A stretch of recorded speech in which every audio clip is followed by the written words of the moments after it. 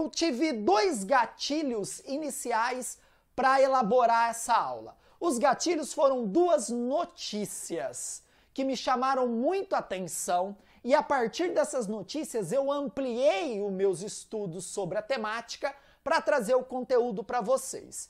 E as notícias foram, vem cá, Estados Unidos e Índia proíbem o uso do TikTok. Depois, os Estados Unidos somente fez uma ameaça, mas a Índia cumpriu e falou, calma, o TikTok aqui não. Aí você, nesse título dessa notícia, dá pra gente já fazer uma discussão geopolítica. Tá vendo que ponto importante, né? Uma simples notícia, ela não vai ficar ali somente, Estados Unidos e Índia proibiu o TikTok. Mas, para pensar, Estados Unidos tem até um motivo. É um grande criador de tecnologia, quer dominar o mercado. As grandes redes sociais, as grandes empresas de tecnologia da informação são estadunidenses. Mas para pensar, por que a Índia vai querer proibir o TikTok? Vocês não pararam para pensar nisso? Eu parei. E aí eu comecei a fazer o cenário na minha cabeça. A Índia hoje disputa polaridade com a China na Ásia. A Índia é um dos países que mais produzem tecnologia da informação. Você tem uma cidade na Índia que é um tecnopolo internacional que se chama Bangalore. A maior parte dos jogos, isso mesmo, dos jogos que você gosta, são produzidos e são criados na Índia. Então a Índia, gente, ela disputa com a China o protagonismo no desenvolvimento de tecnologia global, até junto com os Estados Unidos. Claro, se eu for colocar, né, primeiro lugar, segundo lugar, terceiro lugar, a Índia figuraria em terceiro lugar, a China em segundo e os Estados Unidos ainda em primeiro lugar. Mas é um ponto importante já para a gente discutir a participação da Índia nesse cenário. Mas para pensar, para o TikTok, foi uma grande perda? Claro, você está falando de um país de mais de 1 bilhão de pessoas, com uma classe média crescente, com o uso do celular cada vez ficando mais corriqueiro para o indiano. Então, era um país que o TikTok tinha olhos. Agora, com essa proibição, fica muito difícil o TikTok ampliar o seu mercado na Índia. Ponto importante para a gente discutir. A outra notícia que vai embasar a nossa discussão é essa daqui. Em abril, o TikTok bate o recorde dos apps mais baixados trimestralmente. Olha esse número, 2 bilhões de vezes foi feito download tanto na Play Store como na Apple Store. 2 bilhões de vezes.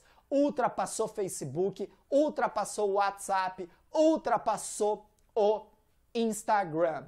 O TikTok é a plataforma mais utilizada entre os jovens no mundo e também nos Estados Unidos, ultrapassando o Instagram, que 5 anos atrás reinava absoluto nos Estados Unidos. Lembrando que o Instagram pertence ao Mark Zuckerberg, dono do Facebook. Olha, outra notícia que deu para fazer o quê? Ampliar e trazer muita discussão.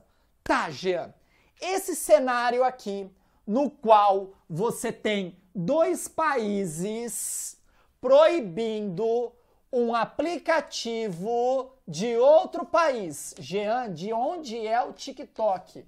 Da China.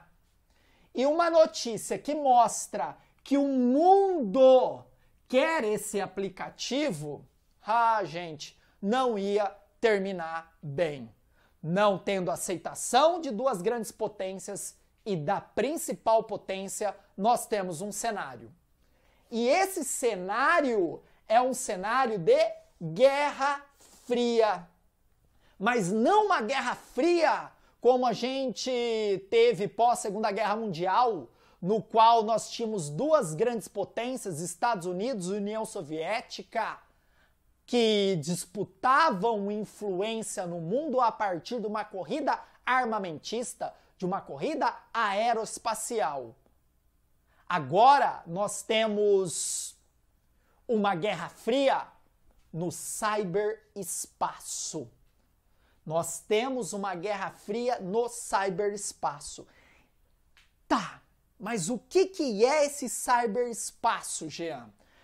Antes da gente falar o que é o cyberespaço, você precisa entender que esse cyberespaço, ele tem um ponto dentro dele fundamental para a gente entender a nossa discussão, que é a cybercultura. Vem cá, dentro do cyberespaço ocorre a cybercultura, que temos um grande teórico que discute, que é o Manuel Castells, que vai discutir os conceitos de cybercultura e de cyberespaço. Tá, o que é essa cybercultura? Primeiro, Levi, que é outro autor importante, ele vai definir cultura. Se você não definir cultura, você não vai conseguir definir cyberespaço como processos formados a partir da comunicação. Então, cultura são processos formados a partir da comunicação. Vem cá. E esses processos são consumidos e produzidos a partir de sinais. Vamos fechar, vem cá. Então, cultura, para Levi, você vai ter outros teóricos que vão conceituar de outra forma. Ele diz que cultura é um processo criado a partir do consumismo e da produção de sinais. O que quer dizer isso? Uma conversa, um aperto de mão, um abraço, uma dança, uma música. Tá, Jean, isso é cultura. E cybercultura? O que é isso? Vem cá. Cybercultura é quando você tem a produção desses sinais, o consumo desses sinais no meio eletrônico. No meio eletrônico. Tudo bem? Tranquilo? Tá, então, quando eu tenho todo esse processo de criação de cultura no meio eletrônico, eu tenho a cybercultura. E essa cybercultura vai acontecer dentro do cyberespaço. Tá, Gia, me defina o cyberespaço. O cyberespaço, olha aqui, é o espaço existente no mundo da comunicação. Olha aqui, formado por processos de comunicação, em que não são necessárias a presença física do homem, a internet. Então você tem comunicação entre pessoas num local que o homem não precisa estar presente, cyberespaço. Essa comunicação vai criar uma cultura. E se ela está acontecendo no cyberespaço, é algo diferente. É uma quebra de paradigma. Porque antes, para você ter uma interferência cultural, uma mudança nos costumes que lá na frente vai gerar uma cultura, você teria que ter o contato pessoa com pessoa. Por exemplo, portugueses chegaram ao Brasil com uma cultura. O que eles fizeram com os indígenas? Foram mudando os costumes, inserindo a religião católica. O índio começou a ter, né, um culto, uma religiosidade diferente. Então eu fui mudando os costumes dele. Ah, índio, coloca uma roupa, né? Não precisa andar nu. Eu fui mudando os costumes dos índios até mudar a sua cultura. Tá, eu tenho a presença do homem ali no contato, isso no passado. Hoje, essa mudança cultural, ela vai acontecer no cyberespaço. E quem é responsável? A interação social promovida pelas redes sociais. Mas esse cyberespaço, ele não fica somente nessa questão das relações sociais a partir das redes sociais. Nós temos também a promulgação de pesquisa, da medicina, de educação, da difusão de conhecimento e informação. No cyberespaço, nós temos a difusão de conhecimento e informação. Aí que vem a questão da disputa que os países estão tendo pelo domínio desse cyberespaço.